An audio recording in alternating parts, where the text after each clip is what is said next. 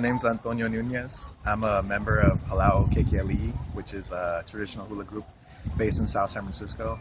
I've been a member of the group for almost 4 years now. I started in 2008. And I've been dancing mainly because it's really interesting.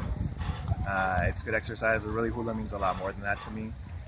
We've been learning a lot about, through the halal, we've been learning a lot about traditional ancient styles of hula, which is hula kahiko, and then there's also the more modern form, which is hula awana.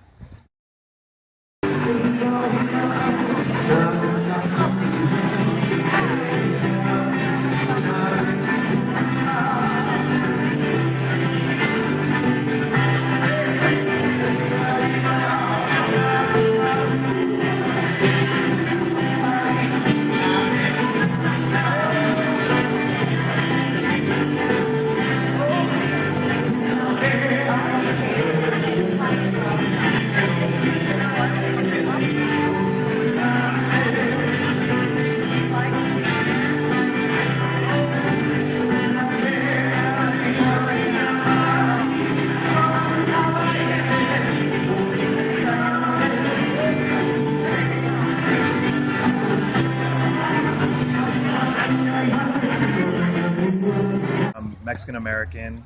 My mom is from Mexico, and my dad is Mexican. He was born here in California. I really enjoy dancing hula because I see a lot of connections between hula and my Mexican culture, actually. And so for folks who don't know, hula is a traditional style of dance. And saying dance may be an oversimplification of what hula is. It carries a lot of culture, meaning, and story as well for the people of Hawaii. And so, again, with the dancing, there's also oli, which is chant that we learn. So we learn Hawaiian chants. We also learn how to use a lot of Hawaiian implements and different things that we use while we're dancing, like the ipuheke, which is essentially a drum made out of a gourd. So I mentioned earlier, I've been dancing for almost 4 years with the halal, and I've made 2 trips to Mexico, actually, and that's been one of the benefits. And one of the many things that I enjoy about being part of this group is that like I said earlier, there are a lot of connections between hula and Mexico. For me, I've always strived to learn a lot more about my personal culture, and so being able to travel with the halal and go to Mexico has been a great opportunity.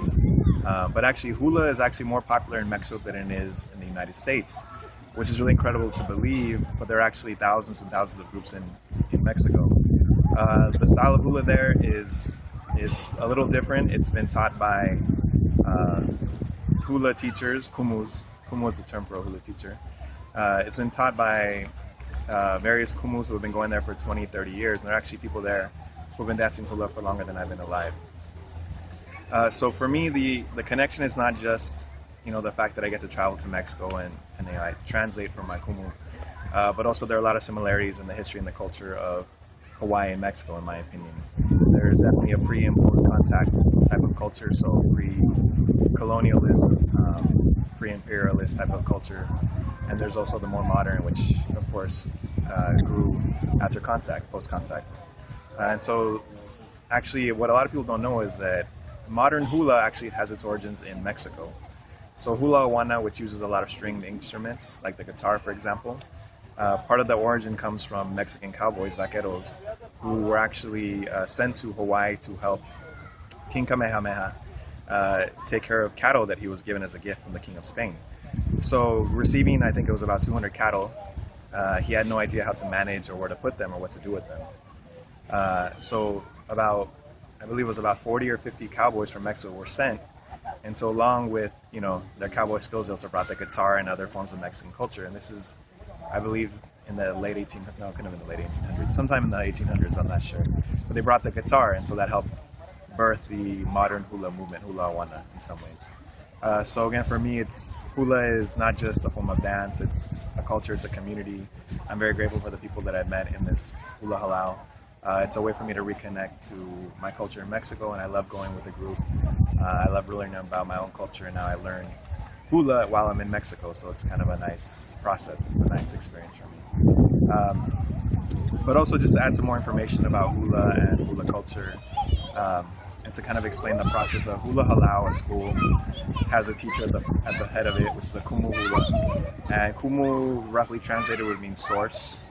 And so Kumu is not only your teacher, not just the facilitator of the class, but they're your source of knowledge. And I know that my Kumu Hula, Kumu Kavikalfichi, it's amazing how much this man knows. He's essentially a botanist, he's a stylist. He designs everything that we wear, he knows everything about every flower, he knows everything about every chant, he knows everything about many, many different things in Hawaii, and so it's amazing kind of his breadth of knowledge.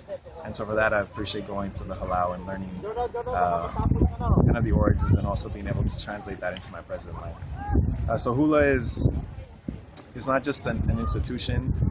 I think it's more so a lifestyle. I think a lot of people who dance Hula consider themselves Hula practitioners. They're not just people who go to a dance class. It's not necessarily like going and taking a salsa class. It's more so about learning things to implement into your own life. And so they're obviously the school itself. There are events that we perform at.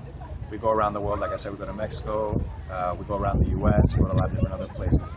And so again, it's something that you're able to integrate into your life. So you don't just finish once the class is over. You take that all home with you. So that's kind of my story about Hula. So thank you.